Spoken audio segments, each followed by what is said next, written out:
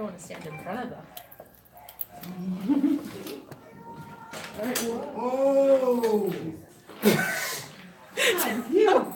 All right, shoot, guys. Kayla, two big rappers have come out recently, have their first MMA fights in Gary Tonin and Dylan Dennis. Both very different approaches to the first fight. Yeah. Dylan kind of stuck to his strengths where Yeah. Gary almost ignored them and won a striking fight. Yeah.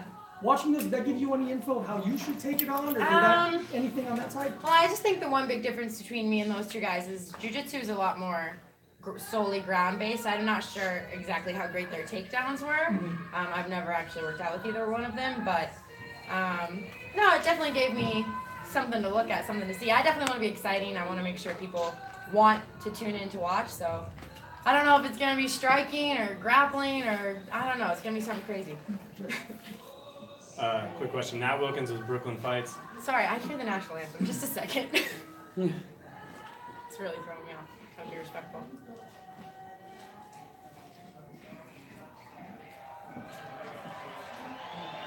I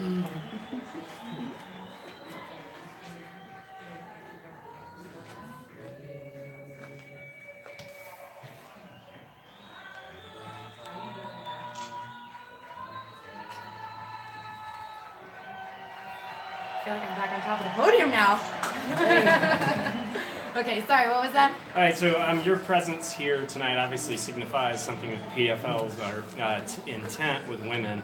Tell me about what you expect to happen in terms of women coming on the league in future seasons. Yeah, well, unfortunately, because of the big undertaking that the PFL is in the middle of, trying to make the sport a regular season, postseason championship, having all the men's weight classes, I think trying to build a women's division was just a little bit too much. It was just one too many things. So this year it's just going to be me and my weight class and a couple of random fights.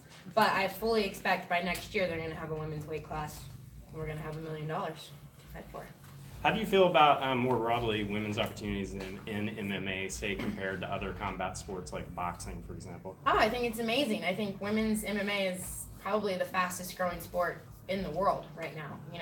I'm not sure MMA in general is one of the fastest growing sports, but especially for women. Girls are, every day, young girls are waking up and realizing they don't want to play with Barbie dolls, they want to learn how to kick things. So I think it's awesome. Right on. Thank you. When do you think you will make your debut? I fight June 21st in Chicago for the PFL2. And you're not going to be it's not going to be part of any season? Well, it's going to be during this season, but just not in the tournament format. So I'm just going to be fighting random chicks. Are you concerned at all? Because, the featherweight division, for example, in the UFC has been hard to build, as well as in other, promotions as well. Is there any concerns of perhaps, I think if you build it, they will come, I think it's unfortunate that women's MMA is much further behind than the men's. They've got quite a jump on us in terms of how long they've been around, but I think you just got to give it a matter of time. Listen, I know probably 50 judo girls who weigh about the same as me who would be killers in MMA. So bring the money, bring some spotlight, give it some time, and it'll be there. Kayla, Xavier Porter, BrooklynFights.com. Can you share what goes through your mind with the preparation for your upcoming fight? What goes through my mind? Oh, well, about, 30,000 things throughout the day. Am I eating enough? Am I sleeping enough? Am I rested? Should I be training more? Should I be training less? How am I going to do? What's it feel like to get punched in the face for real? A million different things. But really, I'm fortunate that I've competed at the highest level of sport. I've had that pressure. I've had the pressure of winning an Olympics and then going back to defend it. So, I practice a lot of positivity, positive thinking, motivational thoughts. Every night I picture myself, going out and beating the crap out of Brittany Elkin. I'm just taking it one day at a time, one practice at a time, 1 minute at a time. Just trying to enjoy the journey. But I am a psychopath, so. Kayla, Keith Sean, the MMA Takeover. You already mentioned that you're Olympic gold medalist, two-time Olympic gold medalist. That's right. One in American history. You've already risen to the highest level in a sport. I mean, you're a hero to so many people, young girls. Thank you. A lot of times when someone reaches the highest level, they call it a day, or they become a coach, or they open up their own judo studio. Yeah. Why do you want to fight? Well, you know, it's no secret that after the Olympics in Rio, I spent some time doing a lot of soul searching. I was definitely, you know, depressed, I think you could say, when you wake up every day for 20 years and you have one goal, and then all of a sudden, you know, August 12th rolls around and you don't have that goal anymore. It's a really scary thought for a type A person like me, you know, to wake up and not have something to strive towards. So I knew that I was done with judo. I was completely burnt out. I had accomplished everything I wanted to accomplish twice. But I wasn't quite sure I was done athletically. And I don't know what it is about me, but there's this like thing inside me where I have to prove to everyone that I'm the best there ever was, or I'm going to be the greatest, or I'm going to prove to everyone that, you know, that girl doesn't mean anything. So I started training and started going to practice and started sparring about a month after I went to my first striking class, and I love it, you know. I always thought judo was a real test of a person's will, but you know, take a gi off, put some gloves on you, throw you in a cage and lock the door, and that's a real test. So Kayla, obviously, when you bring up your name, there's a comparison to another woman. Yeah, I know. A young, blonde, Olympic judoist. She's not as young as me. Okay. Or as blonde as me. Not as accomplished in judo as you. Obviously, Ronda Rousey, biggest star ever in women's MMA. Yeah. You haven't even fought yet, and already this comparison. I'm doing it Of myself course, right now. of course, you can't help it. Do you believe that that's fair, and to put that kind of pressure on you already without even fighting? Pressure?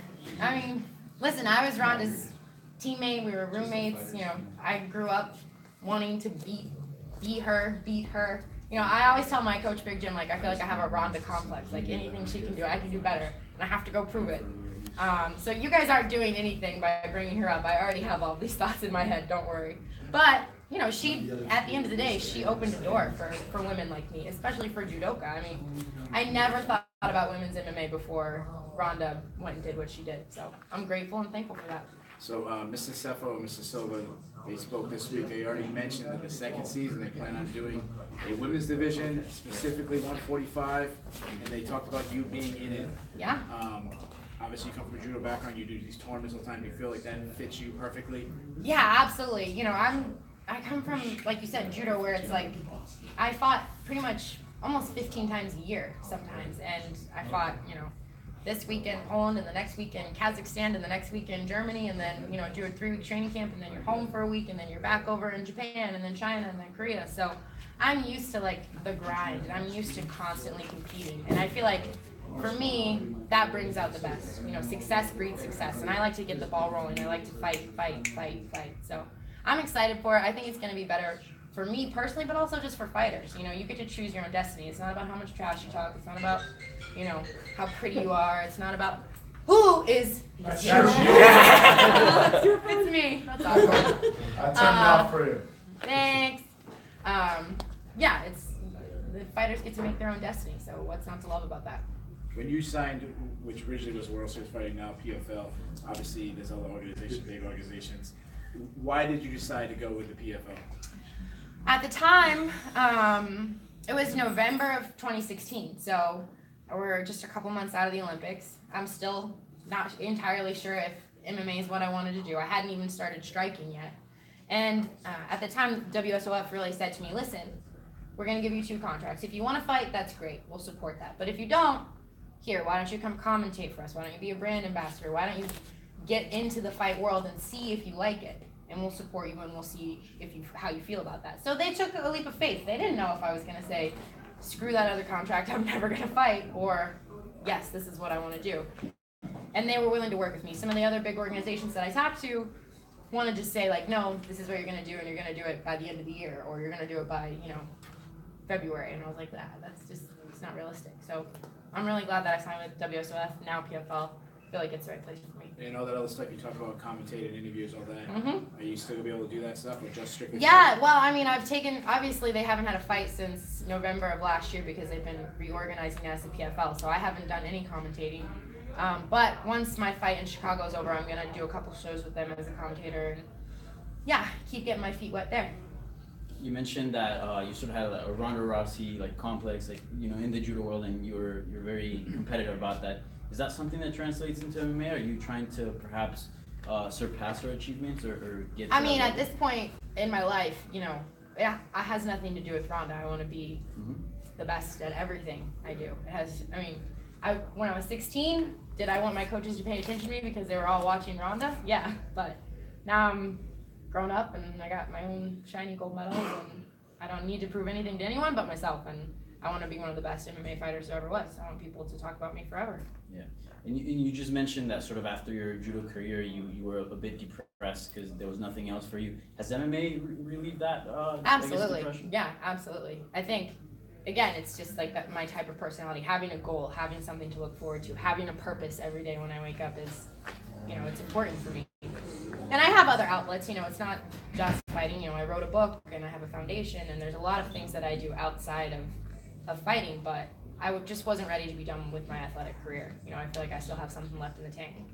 How much do you think you have left? How many years in sports? I mean, I don't want to put a number on it. Let's knock on wood, hopefully a long time, but I don't know. I told you, my goal is to be the best, so when I achieve that, then maybe I'll say, okay, I'm done with fighting. What would you consider, aside from winning your first fight, what would be a success for you to come out of that fight, besides a victory? I don't know. I guess I just want to get the world buzzing. There's a new kid in town, new kid on the block. Do you feel there's a need, it's Olympic pressure, gold medal, that's a whole separate world. But now you're kind of going to be sort of the face of the person who's going to take a women's division to the PFL. Yeah. Is there a burden there for you on that? Does it compare? How would it even compare to Olympics? Yeah, I mean, there's a little bit of pressure. Everyone's talking about, obviously, am I going to be the next big thing? Or, I have 2 Olympic gold medals. What does this mean? So there's a little bit of pressure, but it's nothing compared to what I put on myself internally. I'm my biggest critic. I'm my biggest pressure. So I don't really think about all that outside noise. I just try and focus on being the best Kayla I can be. I don't know. I think it's exciting. I usually thrive under the legs. I like pressure. That's what I got used to after fighting for 10 years, at the highest level of sport. That's what becomes your normal. I actually feel worse not fighting. Like, I don't like being normal. Who wants to be normal? I want to be special. Tell us about your foundation. Yeah, so I started the Fearless Foundation in 2012, shortly after I won my first gold medal. It's no secret that I was sexually abused by my first judo coach. And when I was 16, I told my mom that had been happening.